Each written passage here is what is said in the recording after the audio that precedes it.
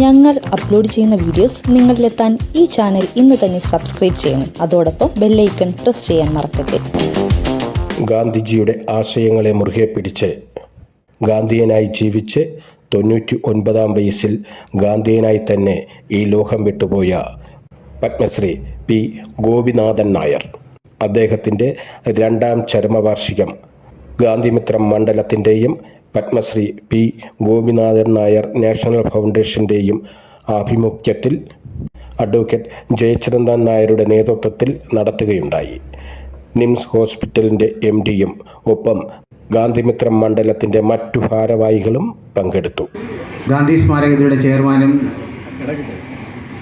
P Gopinathan Nair ഫൗണ്ടേഷൻ്റെ രക്ഷാധികാരികളിൽ ഒരാളുമായ മുഖ്യ രക്ഷാധികാരിയുമായ doctor N Radhakrishnan sir അവരുകളെ, നമ്മുടെ എല്ലാവരുടെയും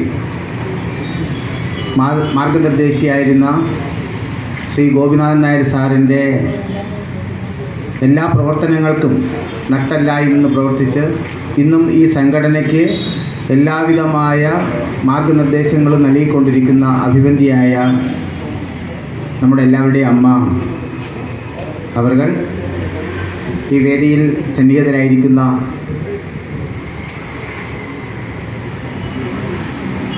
ശ്രീ കൂട്ടപ്പന മകേഷ്, ഗാന്ധിമിത്ര മണ്ഡലത്തിൻ്റെ രക്ഷാധികാരികളായ professor Shri Gopinath, Shri NRC Nair, Shri Faisal Khan, Shri MK Sreedharan Nair sir,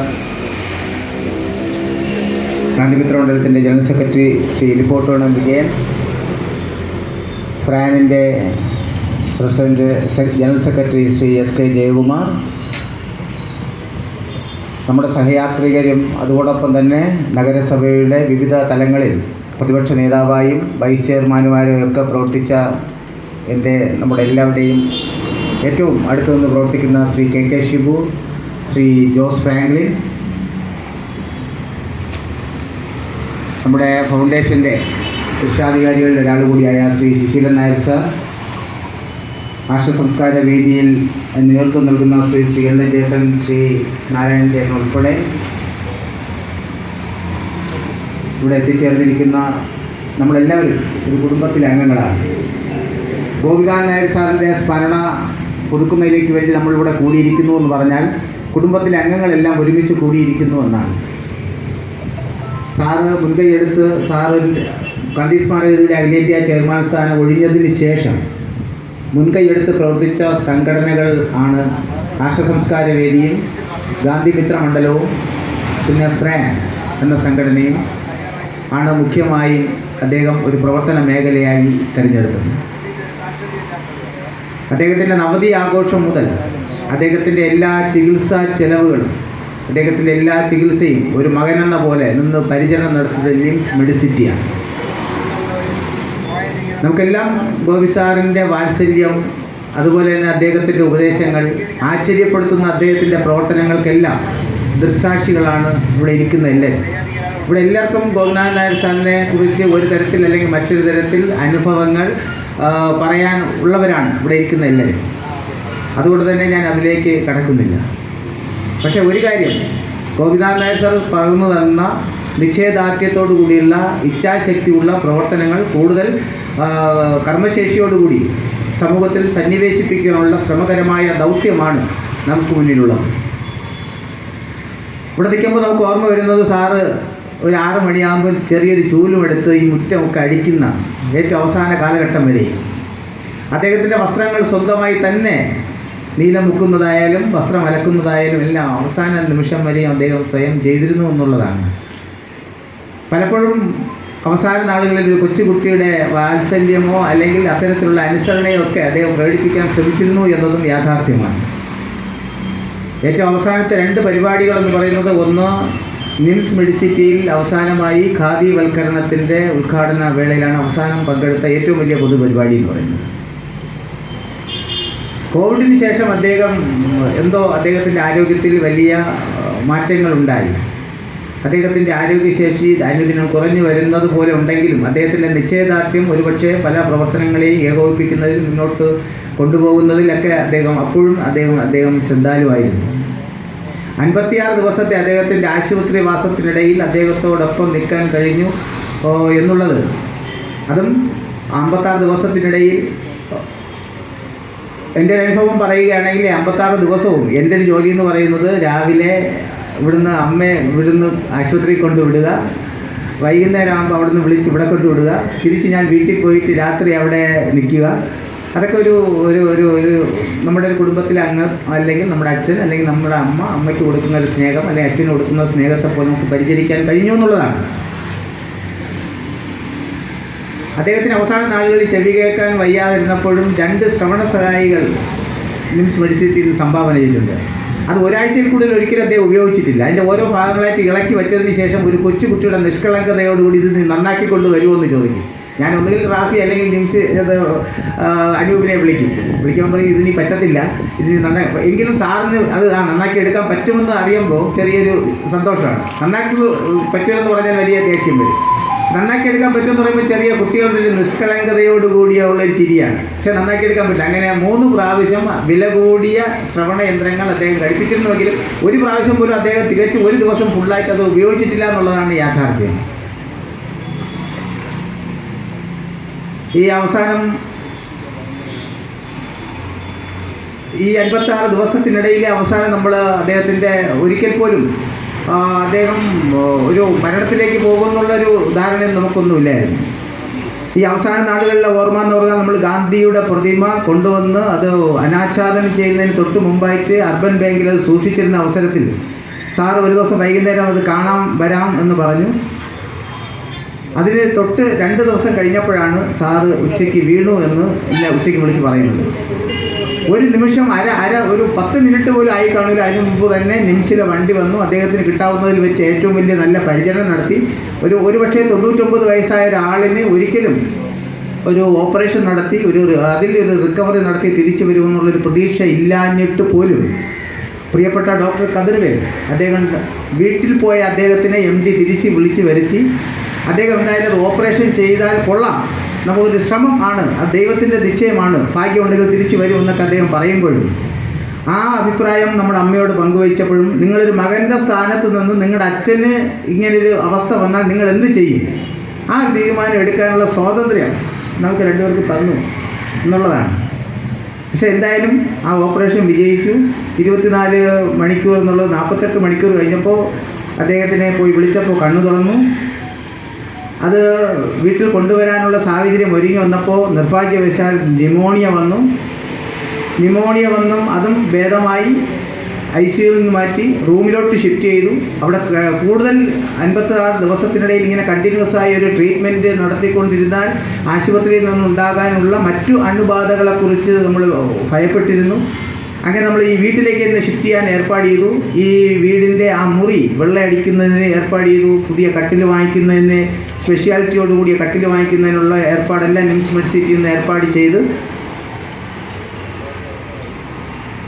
ആ ഒരു അവസരത്തിലാണ് പ്രിയപ്പെട്ട ഫൈസലിനെ ഇവിടെ നിൽക്കാതെ അദ്ദേഹത്തിൻ്റെ സഹോദരിയെ കാണാൻ പോകേണ്ട ഒരു അത്യാവശ്യത്തിന് പോകേണ്ടി വന്നത്. നിർഭാഗ്യമെന്ന് പറയട്ടെ, ഞാൻ പതിവ് പോലെ സാറിനെ കണ്ട് വൈകുന്നേരം റൂമിലായതിനു ശേഷം അമ്മയും കൂടി അവിടെ തന്നെയാണ് സ്റ്റേ. വൈകുന്നേരം ഞാൻ വീട്ടിൽ പോകുന്ന വഴിയിൽ അമരുള്ള ചെക്ക് പോസ്റ്റിൻ്റെ അവിടെ എത്തിയപ്പോൾ ഒരു നിരന്തരമായ അനൂപിൻ്റെയും റാഫിയുടെയും ഇടപെട്ടുള്ള കാർഡുകൾ വന്നു. അപ്പോൾ തന്നെ ഞാൻ തിരിച്ചു പോയപ്പോൾ നമ്മുടെ ഒരു മനുഷ്യ ജീവിതത്തിൽ നമ്മൾ എത്രയൊക്കെ അഹങ്കരിച്ചാലും ഈ അവസാനത്തെ ആ ജീവൻ നിലനിർത്തുന്ന നമ്മുടെ ശ്വാസോച്ഛ്വാസത്തിനിടയിലുള്ള ഒരു നൂൽബന്ധം അത് എത്രമാത്രം വൈകാരികമാണെന്ന് നേരിൽ കാണേണ്ട ഒരു സാഹചര്യമുണ്ടായി. സാറിനോടൊപ്പം അവസാന നിമിഷം വരെ നിൽക്കാൻ കഴിഞ്ഞു എന്നല്ല, അവസാന തുള്ളി ജലവും അദ്ദേഹത്തിന് അതെൻ്റെ ചിലപ്പോൾ ഒരു നിയോഗമായിരിക്കും. ഒരുപക്ഷെ എൻ്റെ അച്ഛനോ അമ്മയ്ക്കോ പോലും എനിക്കങ്ങനെ അത്തരത്തിലൊരു പരിചരണം നൽകാനോ അവർ മരിക്കുമ്പോൾ അവരോടൊപ്പം അവരുടെ ശ്വാസം നിലയ്ക്കുമ്പോൾ അവരോടൊപ്പം നിൽക്കാനോ ഉള്ള സാഹചര്യം ഉണ്ടായില്ലെങ്കിലും ഈ എൻ്റെ ഒരു നിയോഗമായിരിക്കാം അവസാന തുള്ളി ജലം വരെ കൊടുക്കുന്നതിന് ചിലപ്പം ഈശ്വരൻ അങ്ങനെ നിശ്ചയിച്ചതായിരിക്കാം.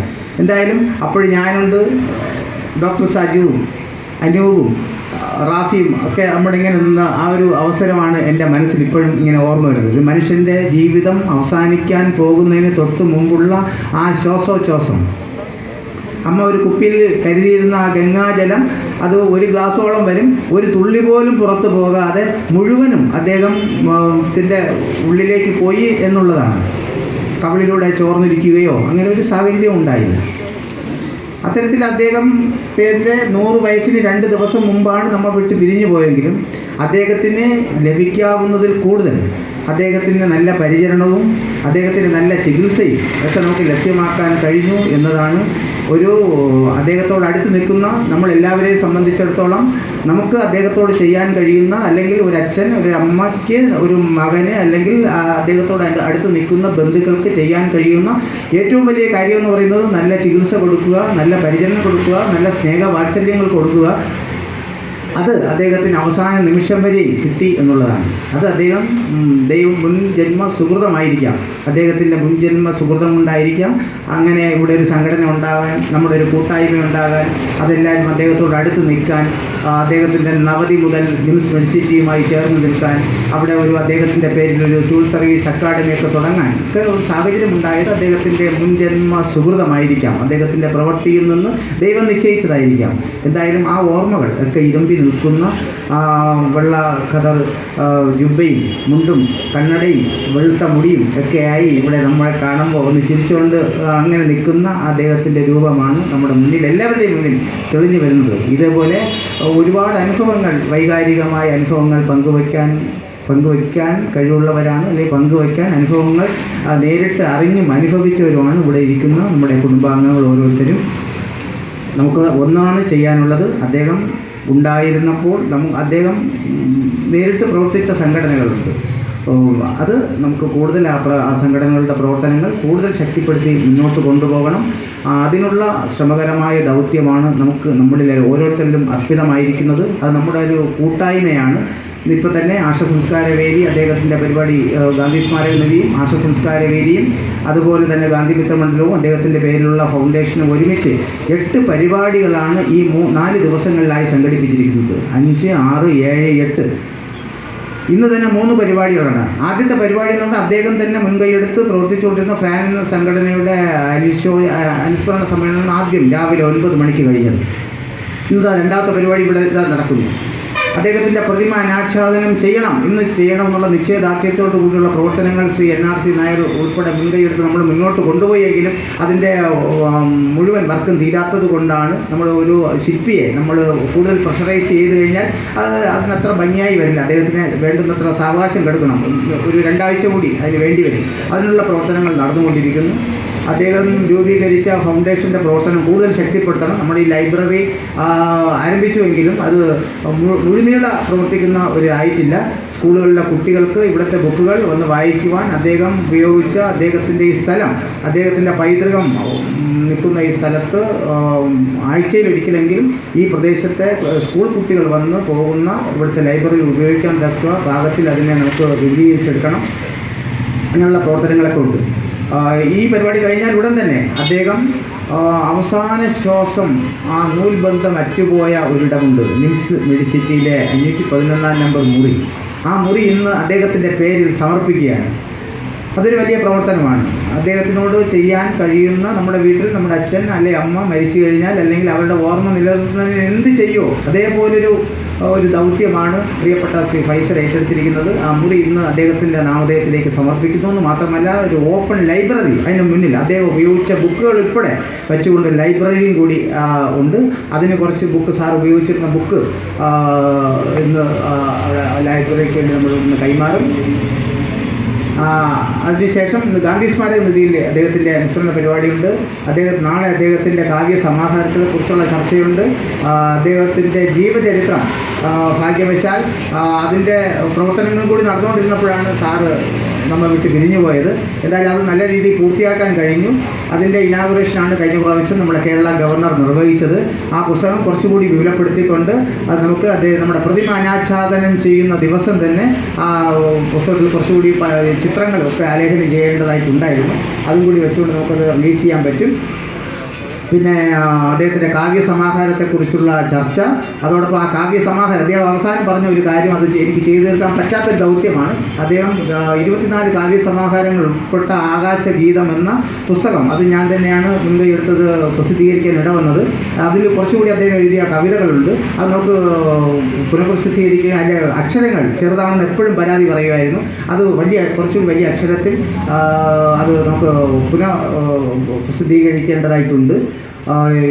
അത് 8-ാം തീയതി ഗാന്ധി സ്മാരക നിധിയിൽ ഒരു ഹാൾ അദ്ദേഹത്തിൻ്റെ പേരിലേക്ക് സമർപ്പിക്കുകയാണ്. ആ ഹാൾ അദ്ദേഹത്തിൻ്റെ പി ഗോപിനാഥൻ നായരുടെ പേരിലേക്ക് സമർപ്പിച്ചുകൊണ്ട്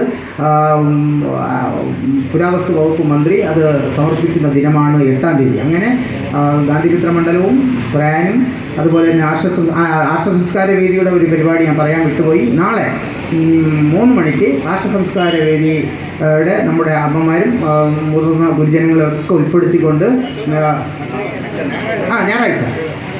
ഞായറാഴ്ച 3 മണിക്ക് നമ്മുടെ അമ്പലത്തിലെ ലൈബ്രറി ഹാളിൽ വെച്ച് മഹാത്മാഗാന്ധിയും ഭഗവത്ഗീതയും പി ഗോപിനാഥൻ നായരും എന്ന വിഷയത്തെ അധികരിച്ച് ഒരു സെമിനാറാണ് സംഘടിപ്പിച്ചിരിക്കുന്നത്. അത് അതും സാറിൻ്റെ ഒരു വലിയ എന്തോന്ന് പറയുക, സാറിൻ്റെ ആത്മാവ് തങ്ങി നിൽക്കുന്ന ഒരു ഇടമാണ്.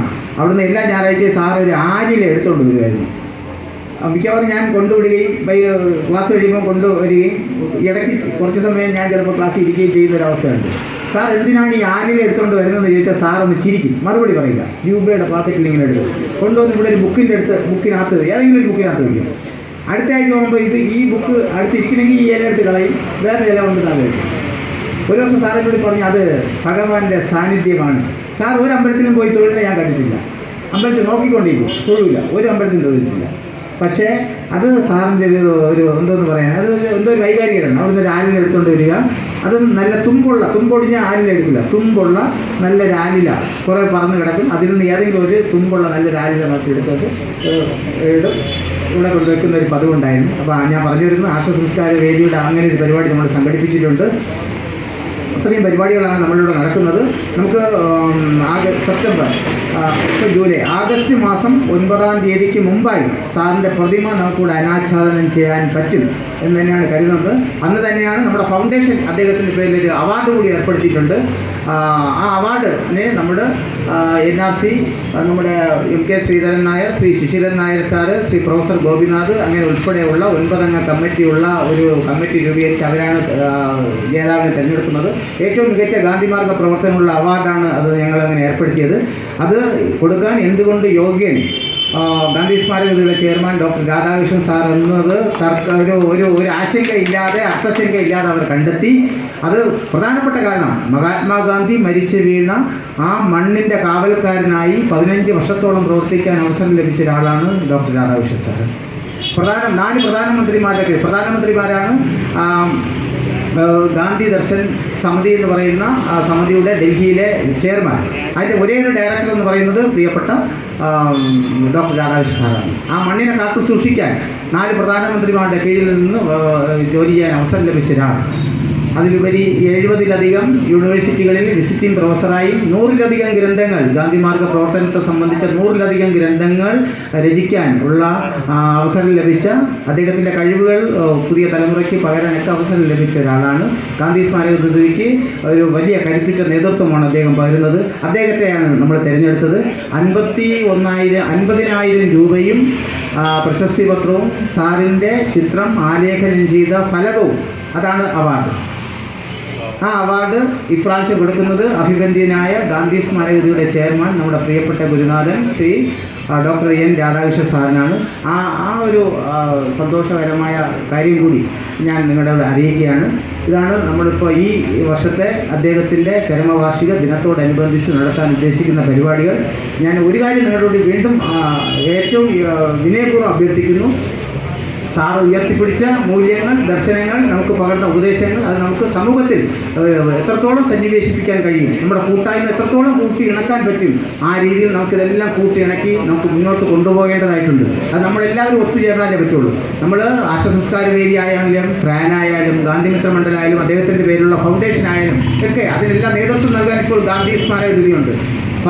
എന്തായാലും സാറിൻ്റെ ഒരു ചുവട് പിടിച്ച് ഈ ചെറിയ ചെറിയ പ്രവർത്തനങ്ങൾ നടത്തി വന്ന എനിക്ക് ഹരിഹരൻ സാറും ഡോക്ടർ രാധാകൃഷ്ണൻ സാറും ശ്രീ വി കെ മോഹനും ശ്രീ ഉദയനും ഒക്കെ ഉള്ളൊരു കമ്മിറ്റിയിൽ എനിക്കും ഒരു കമ്മിറ്റി അംഗമാകാൻ കഴിഞ്ഞു എന്നതും ഒരുപക്ഷെ ഇത്തരത്തിലുള്ള പ്രവർത്തനങ്ങൾ സംഘടിപ്പിച്ചത് കൊണ്ടായിരിക്കാം. അത് പക്ഷേ അത് എനിക്ക് തന്നൊരു അംഗീകാരമായിട്ടല്ല കാണുന്നത്. ആ അംഗീകാരം എന്ന് പറയുന്നത് ഇവിടെ സാർ തുടങ്ങി വെച്ച പ്രവർത്തനങ്ങൾ ഏറ്റവും കൂടുതൽ കരിപ്പിടിപ്പിച്ച് മുന്നോട്ട് കൊണ്ടുപോകാൻ നമ്മളുടെ കൂട്ടായ്മയ്ക്കുള്ള അംഗീകാരമായിട്ടാണ്, നിങ്ങളുടെ എല്ലാവരുടെയും പ്രതിനിധിയായിട്ടായിരിക്കാം ഒരുപക്ഷെ എനിക്ക് അതിനുള്ളൊരു അവസരം കൂടി ലഭിച്ചു എന്ന് ഞാൻ കരുതുന്നത്. എന്തായാലും ഗാന്ധി സ്മാരക നിധി നമുക്ക് ഗുരുസ്ഥാനത്ത് നിന്ന് നമുക്ക് നമ്മുടെ പ്രവർത്തനങ്ങൾക്കെല്ലാം നേതൃത്വം നൽകാൻ ഉണ്ട്.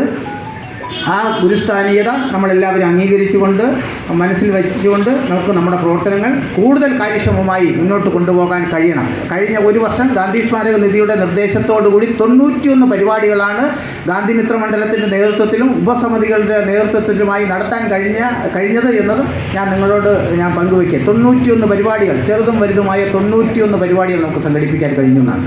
അത് കൂടുതൽ കാര്യക്ഷമമായി നമുക്ക് കൊണ്ടുപോകണം. അതിന് നമുക്ക് എല്ലാവർക്കും കൂട്ടായി പ്രയത്നിക്കാം. അതിനുള്ള പ്രതിജ്ഞ കൂടി സാറിൻ്റെ സ്മരണ മുൻനിർത്തി ആ പ്രതിജ്ഞ കൂടി പുതുക്കാനുള്ള അവസരമായി നമ്മളെല്ലാവരും കണക്കാക്കണമെന്ന് മാത്രം ഈ അവസരത്തിൽ നിങ്ങളെല്ലാവരും അഭ്യർത്ഥിച്ചുകൊണ്ട് നിർത്തുന്നു. ജൂലിയസ് സീസറിൽ മാർക്ക് ആൻ്റണി അർത്ഥം വച്ച് പറയുന്ന ഒരു വാചകമുണ്ട്. The evil that men do lives after them, the good is oft interred with their bones. അദ്ദേഹം ഉദ്ദേശിച്ചത് ഇങ്ങനെയാണ്, ലോക നടപ്പിങ്ങനെയാണ്. നല്ലത് ചെയ്യുന്ന ആളുകളെ പറ്റി പിന്നെ കേൾക്കുകയില്ല.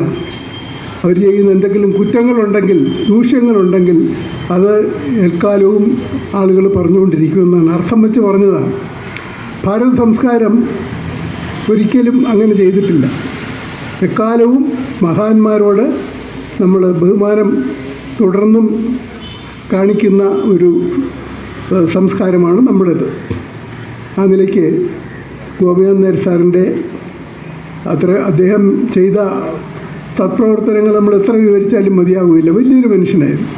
അപ്പോൾ അത് സമുചിതമായി സ്മരണ നിലനിർത്താൻ ഇത്തരം ഒരു യോഗം വിളിച്ചു കൂട്ടിയത് ഏറ്റവും നന്നായി എന്ന് ആദ്യമേ പറയട്ടെ. ഞാൻ പഠിച്ചത് മഹാത്മാഗാന്ധി കോളേജിലാണ്. അന്നത്തെ പ്രിൻസിപ്പൽ പ്രൊഫസർ MP മൻമോഹൻ ഗാന്ധിയനാണ്. വെറുതെ കോളേജിൻ്റെ ഭരണം നടത്തിക്കൊണ്ട് പോവുക എന്നുള്ളതിലുപരി അവിടെ പഠിക്കുന്ന വിദ്യാർത്ഥികൾക്ക് ഗാന്ധിയുടെ സന്ദേശം പകർന്നു കൊടുക്കണം. അവരെ നല്ല രീതിയിൽ ഭാരതത്തിലെ നല്ല പൗരന്മാരായി വളർത്തിയെടുക്കാൻ എന്തെങ്കിലും എന്നും ചെയ്യണമെന്ന് നിർബന്ധമുള്ള ഒരു മനുഷ്യനായിരുന്നു പ്രൊഫസർ MP മൻമോഹൻ. അദ്ദേഹം അവന് പ്രത്യേകമായ ചില സംഘടനകളൊക്കെ അവിടെ രൂപീകരിച്ചു, സർവോദയ സമാജമെന്നും മറ്റുമൊക്കെ. അതിൽ ഞാനും അംഗമായിരുന്നു. അപ്പോൾ അന്ന് ഒരു ദിവസം അദ്ദേഹം പറഞ്ഞത്, മഹാത്മാഗാന്ധിയെ പറ്റി ധാരാളം പഠിക്കാനുണ്ട്, അതിനുള്ള ഒരു സന്ദർഭം വന്നു ചേർന്നിരിക്കുന്നു. ഗാന്ധി സ്മാരക നിധിയിൽ പോയാൽ ഗോപിനാഥൻ നായർ എന്ന് പറയുന്ന വ്യക്തി മുൻകൈയെടുത്ത് നടത്തുന്ന ഒരു ഗാന്ധിയൻ സ്റ്റഡി കോഴ്സുണ്ട്, അതിൽ ചേർന്ന് പഠിക്കാൻ ശ്രമിക്കണം. 2 ആഴ്ചയോ 3 ആഴ്ചയോ നീണ്ടു നിൽക്കുന്നതാണ്, ഒരു ദിവസം കൊണ്ട് എന്തെങ്കിലും പറഞ്ഞ് പിരിയുന്നതല്ല.